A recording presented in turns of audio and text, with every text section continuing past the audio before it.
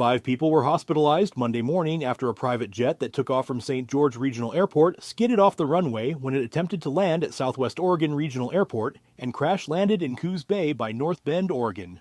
The 2019 Honda HA 420 twin jet splashed down about 100 feet offshore around 6:12 a.m. local time. All 5 on board, 4 passengers and the pilot, were taken to Bay Area Hospital with minor injuries. Emergency crews and the Coast Guard responded to the incident. Flights at Southwest Oregon Regional Airport were briefly suspended, but resumed after the plane was removed from the water.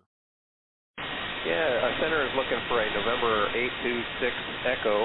They were IFR to North Bend sounded like, and they didn't cancel. They just want to make sure that they're on the ground, and if I can cancel their IFR clearance for them. That aircraft did not arrive at North Bend yet. I did hear him earlier on the radio checking in for the ILS, but I don't see him on the ramp at all. Okay, I'll verify with Center that that was their destination, and thanks for helping me get back to you. Roger that. Our flight North Bend out. And North Bend, you said that they were on the ILS to North Bend?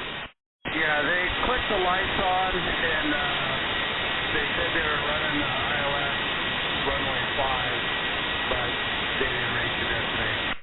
Okay, thanks for that. Yeah, I'll get back to you. Thank you. Roger, thank you.